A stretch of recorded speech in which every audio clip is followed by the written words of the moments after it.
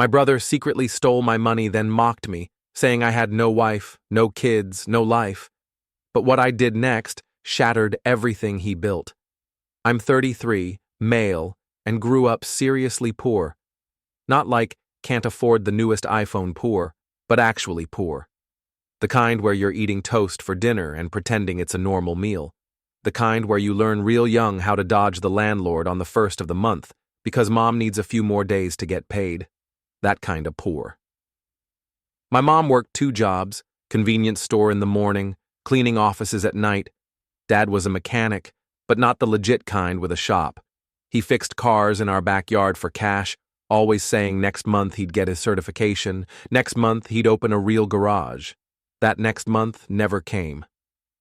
My brother Jake and I shared a tiny room in our 2-bedroom house. Not just a room, we shared a mattress on the floor until I was 15. Jake's 2 years older than me, and man, he hated every second of sharing that space. He used to draw a line down the middle of the mattress with permanent marker saying I better not cross it. Mom would get so mad about the marker, but she couldn't afford a new mattress, so we just flipped it over. I started working the second I could. Literally on my 14th birthday, I was at McDonald's filling out applications. I worked every summer, every weekend I could. School wasn't easy. Our district was pretty bad, with teachers who'd given up and textbooks from the 90s, but I studied anyway. The library became my second home because we couldn't afford internet at our place. I got into community college while working full-time at a warehouse on night shifts, loading trucks. My hands would shake so bad during morning classes from exhaustion, but I kept going. I started teaching myself coding on an ancient computer at the library, got my first IT certification, and man, that's when the family stuff started getting weird. Everyone had something to say. Look who thinks he's too good for us now. Since when do you need a computer to work? Real work is with your hands. Jake especially hated it, saying I was trying to be something I'm not. Then I landed my first real tech job. Help desk stuff, nothing fancy, but the money was more than my parents ever made combined. The first thing I did was get mom to a dentist. She'd been dealing with a bad tooth for years, only able to afford aspirin to deal with it. I helped with bills too, even started paying the rent on time. That's when Jake and his wife Sarah started acting different. Suddenly they needed help with everything. Their car broke down, even though Jake's supposed to be this amazing mechanic like Dad. Their kid needed new school clothes. Their fridge died. Every week some new emergency. The big one came when they wanted to buy a house. They couldn't get approved on their own. Bad credit, irregular income from Jake's mechanic work. Sarah working part-time at a daycare. They asked me to co-sign. Looking back, I should have said no.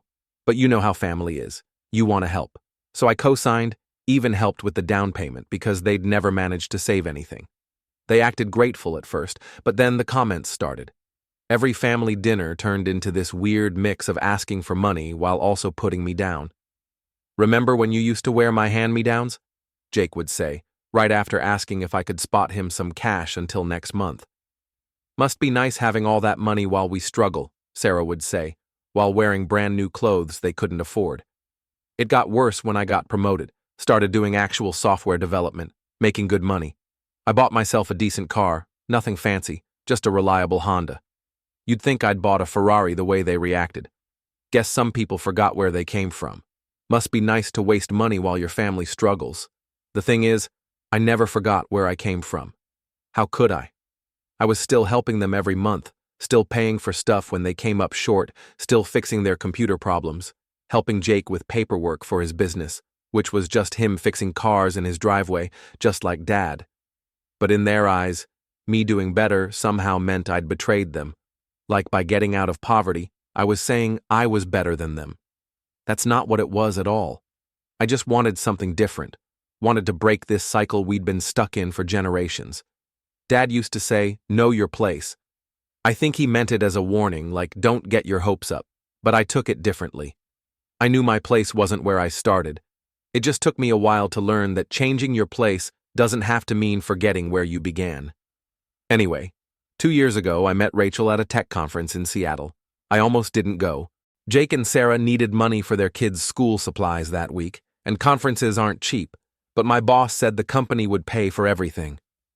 Rachel was giving a presentation about database security, Way smarter than me, if I'm honest. We got talking during the lunch break. Turns out she grew up like me. Dad worked construction, Mom cleaned houses. She did community college, worked her way up, the whole thing. First time I met someone who really got it, you know? We started dating, and man, my family had opinions. Sarah, especially before she even met Rachel, was telling everyone I was dating some rich girl who thinks she's better than us. Rachel isn't rich. She makes good money now, but she's still paying off student loans. I waited almost 6 months before bringing Rachel to meet the family. Wanted to make sure it was serious first. Should have waited longer, honestly. It was at my parents' house, just a regular Sunday dinner. Rachel brought a homemade pie, found out my mom loves apple pie, and spent all day Saturday making it from scratch. But the second we walked in, you could feel how cold everyone was. Sarah wouldn't even look at Rachel, just talked about her like she wasn't there. Oh, so this is the one who thinks she's too good to shop at Walmart. Rachel never said anything about Walmart. She shops at Target mostly, which is definitely not fancy. My mom tried being nice, but you could tell she was uncomfortable. Dad just sat there quietly, which was worse somehow.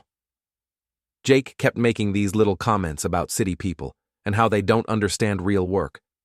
Rachel handled it amazingly well. She tried talking to Sarah about the kids, offered to help in the kitchen, even asked Dad about his car repair work, but they weren't having it. It got really bad when Sarah noticed Rachel's ring.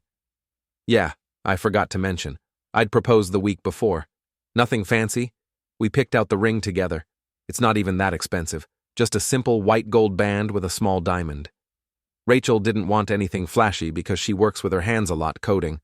Sarah saw it and lost it, right in the middle of dinner. She goes, "Well, guess we know why he won't help family anymore. Got himself a gold digger. Bet she's got expensive taste, huh? That's where all the money's going now."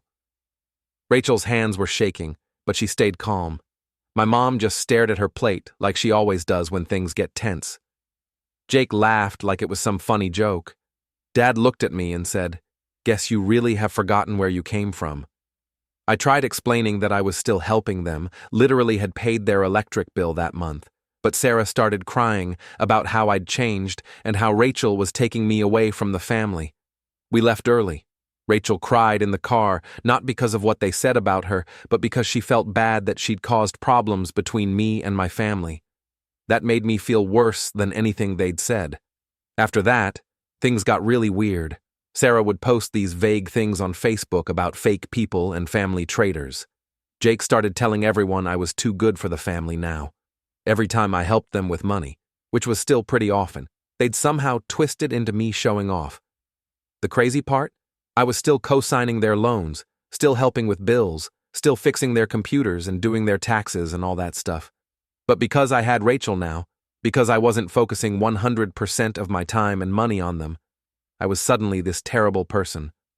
Rachel suggested family counseling once. Sarah posted a whole rant on Facebook about rich people thinking they can fix everything with therapy. We weren't even rich. We both worked full-time and lived in a regular apartment, but in their eyes, having enough money to not struggle every month meant we were basically millionaires. Looking back, I should have seen what was coming. The way they'd ask about my work schedule, always so casual, like just making conversation. The sudden interest in when. Rachel and I were traveling, like they were planning their own vacations around it, and the questions about my banking details brushed off as just curious when I helped them with paperwork. But you don't want to believe your own family would do something shady, you know? Then, out of nowhere, when March hit, Dad suddenly got diagnosed with pancreatic cancer, stage 4. The doctor gave him 6 months. He pushed through for 7. The whole time Dad was sick, Jake and Sarah were weirdly focused on his stuff, like Dad would be having a bad day with chemo, and they'd be in the garage organizing his tools, or they'd be helping him sort through paperwork, asking about his savings account, his life insurance, all that. I was paying for a lot of the medical bills. Insurance covered some, but you know how it is. There's always extra expenses. Special medications insurance won't cover. Equipment for the house, gas money for all the hospital trips. I never said no when they needed money for Dad's care, never even kept track of how much I was sending. Sarah started a GoFundMe for Dad's medical expenses. Raised about $155,000 from family, friends, church people, Dad's old customers. Found out later they used that money to renovate their kitchen. They said it was because Dad would want the family to be comfortable. But man, who does that? Dad got worse fast. By October, he was in hospice. Jake and Sarah kept talking about the inheritance like Dad wasn't even there. We should get the garage ready to sell, or those tools are worth good money. Dad could hear them. He'd just close his eyes and pretend to be sleeping. He passed away soon after that. I felt so cold. Losing your father is the worst feeling ever. When December came around, Mom insisted we all come for Christmas. First one without Dad. Rachel was nervous about going. Things had been tense with my family since we got engaged, but I thought maybe Dad's death would have brought everyone closer, made them realize what really matters. We showed up at exactly 2 p.m. when Mom told us to come, brought presents for everyone even though money was tight after all the medical bills. Rachel made her famous apple pie from scratch. The second we walked in, you could feel something was off. Everyone stopped talking. They exchanged these unbothered looks. Sarah was sitting there with a weird smile. Jake wouldn't even look at me. The only one who welcomed us was my nephew Tommy. He came running up to us. He's Jake's oldest, 12 years old, super bright kid. He was trying to show me a coding project he'd been working on at school, saying he has a competition, all excited about it. Uncle Dom, look what I made. It's like what you do. But Jake grabbed his shoulder, pulled him back. Don't bother your uncle with that computer stuff. He's probably too busy being important. Tommy's face just fell. He shuffled off to play his games in the corner, while Jake gave me this look, like even my nephew talking to me was some kind of betrayal. That should have been my first clue about what was coming. Mom hugged me, but it felt forced. She barely acknowledged Rachel, just took the pie and disappeared into the kitchen. We sat down in the living room, and nobody said anything for like 5 straight minutes. Just this awful silence. Finally, Jake does this fake throat clear thing and goes, "Listen, we need to talk about some family business." Rachel starts to get up, all polite, like, maybe I should give you guys some privacy, but Sarah cuts in with this nasty fake sweet voice. "Oh no, please stay, Rachel. You should hear this, since you're so interested in our family's money." The way she said it made my skin crawl. "What's going on?" I asked, but I already had this bad feeling in my stomach. Jake leans forward, trying to look all serious. "Look, while Dad was sick, we had to make some decisions for the family." Sarah jumps in again, still with that sugary voice. "Your brother did what needed to be done. We had the power of attorney to put everything in Jake's name. The house, the garage, Dad's savings." She pauses, watching my face. "Everything." I felt like I couldn't breathe right. "What do you mean, everything?" "Your portion, too," Jake says, not even looking at me. "It's all been transferred. It's done." I just sat there, trying to process what I was hearing. The inheritance Dad had specifically set aside for me. All of it gone. "You can't just—" I started. "We already did," Sarah cuts in, dropping the sweet act. "And it's perfectly legal. Family needs come first, and you don't need that money anyway." I just sat there, trying to process what I was hearing, asked them to explain. Sarah did most of the talking, with this fake sweet voice, like she was explaining something to a child. "We have a family to support, bills to pay.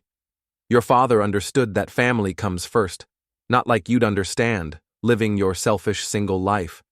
I pointed out I wasn't single. I was engaged to Rachel. Big mistake. Sarah turned to Rachel with this look of pure hate. "Oh yes, the gold digger. Found yourself a guy with a good job, didn't you?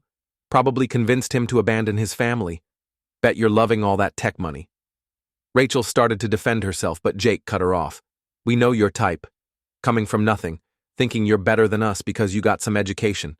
Both of you forgot where you came from." Mom just sat there, staring at her hands. I asked her if she knew about this. She nodded. "They needed it more than you.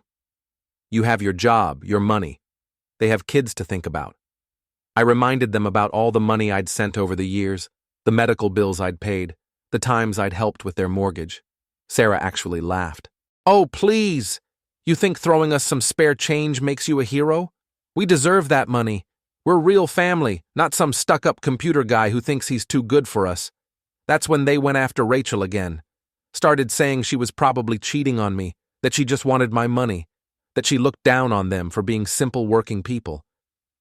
Rachel sat there taking it, but I could see her hands shaking. I stood up to leave. Sarah started fake crying, saying I was abandoning the family at Christmas. Jake called me ungrateful. Mom finally spoke up again. If you leave now, don't bother coming back. We left. In the car, Rachel broke down, as always, because she felt guilty, like she'd somehow caused this rift between me and my family. I had to pull over because I was so angry I couldn't drive straight.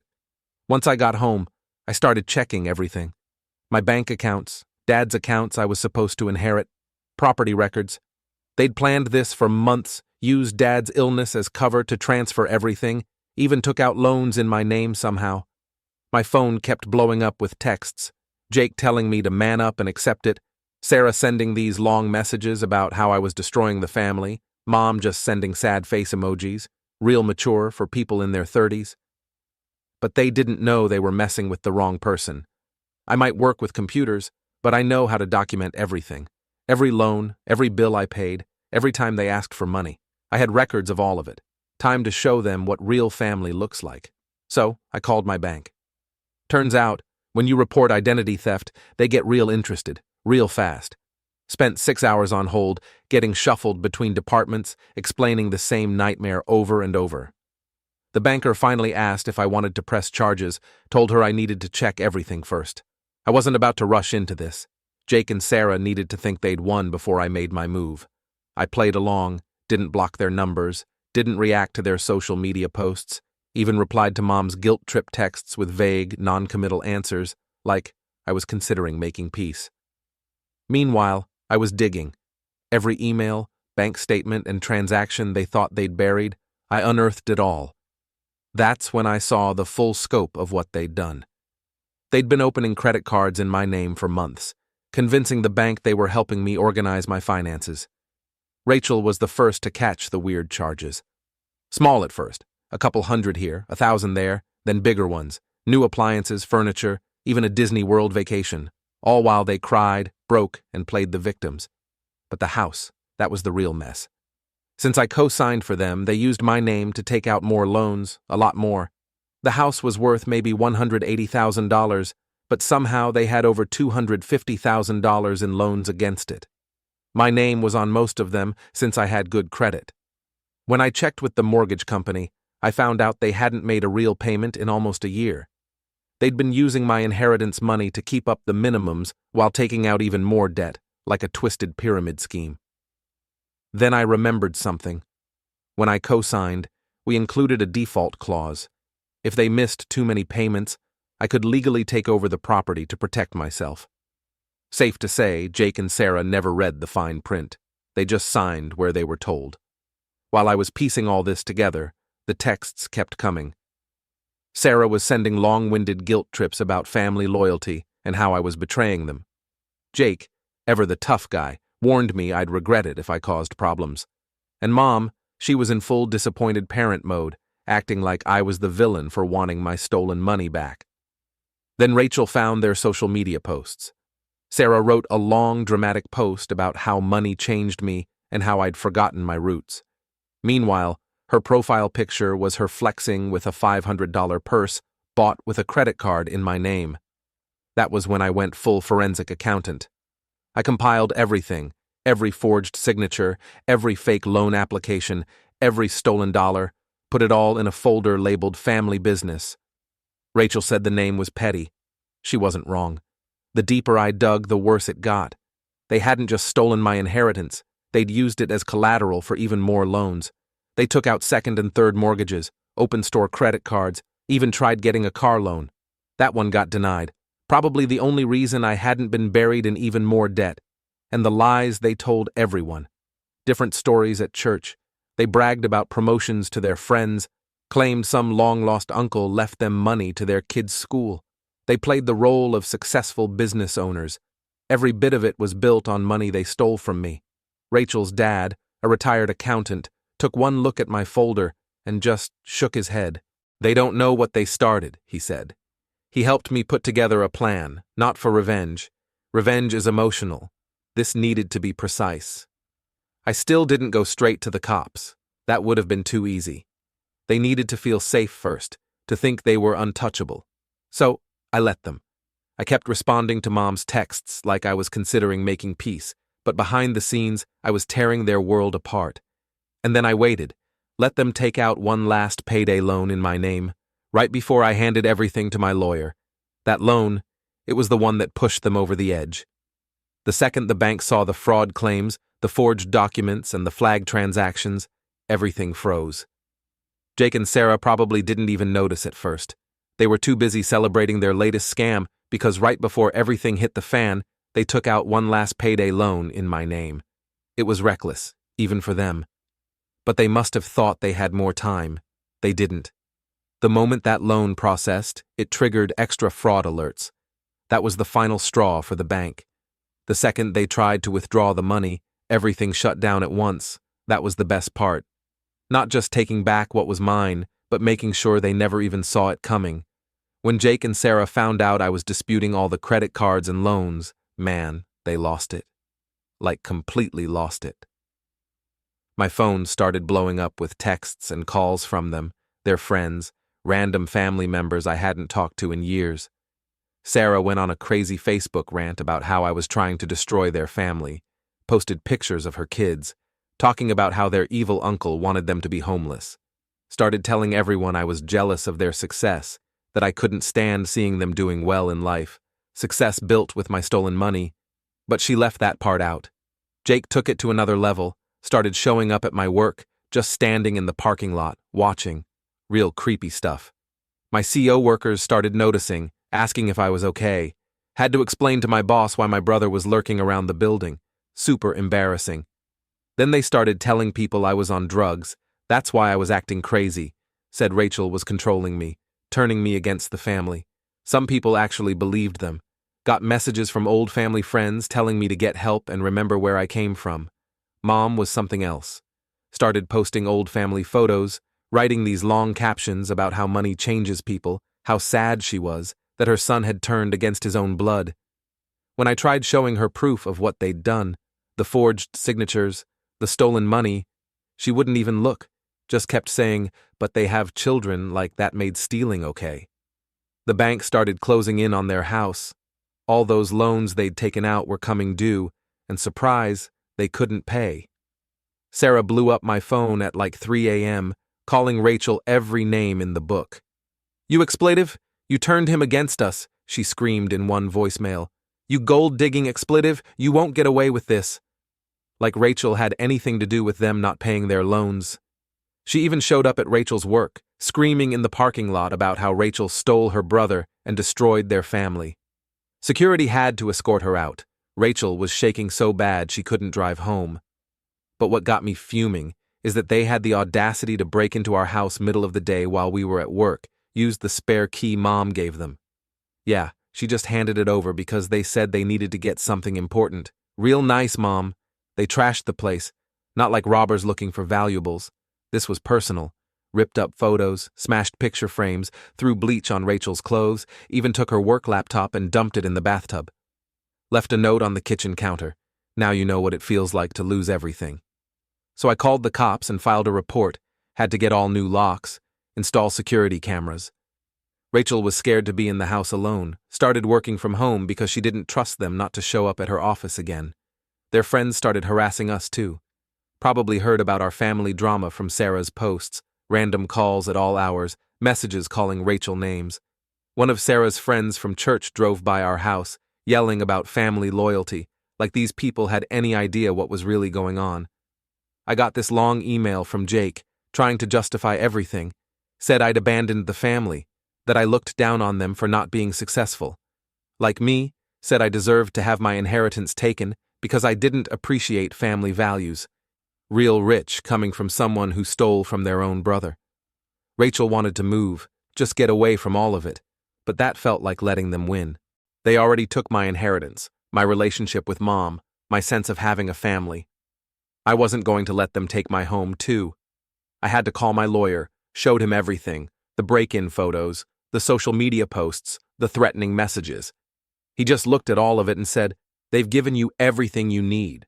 Turned out all their crazy behavior just made the legal stuff easier. That's when I stopped playing nice. My lawyer didn't mess around, took one look at everything I'd gathered, and filed for emergency court orders the next day. Fraud charges, identity theft, breaking and entering, the whole thing. Even got a restraining order against Jake and Sarah, after showing the judge the pictures of them lurking around my work. Court day was a mess. Didn't drag out like I expected. The judge took one look at the evidence and shut everything down. Sarah's crying act and their lawyer's poor, struggling family story didn't work. Mom sat there looking shocked the whole time, especially when she saw the forged documents. I think she finally realized what they'd really done. The judge ruled they had to pay everything back, froze their accounts, ordered wage garnishment. I got the right to buy the house since I was Keo's signer. Sarah lost it, screaming about her kids. Jake started yelling across the courtroom about how I'd always looked down on them. You think you're so much better than us with your fancy tech job, acting all superior because you got out of the neighborhood. He was red in the face, pointing at me. You're still that poor kid who shared my mattress. You ain't better than me. I usually keep quiet, but something in me snapped. You're right, Jake. I am better than you. Not because of my job or money, because I didn't steal from my own brother, because I actually worked for what I have instead of taking from others. So yeah, I am better than you.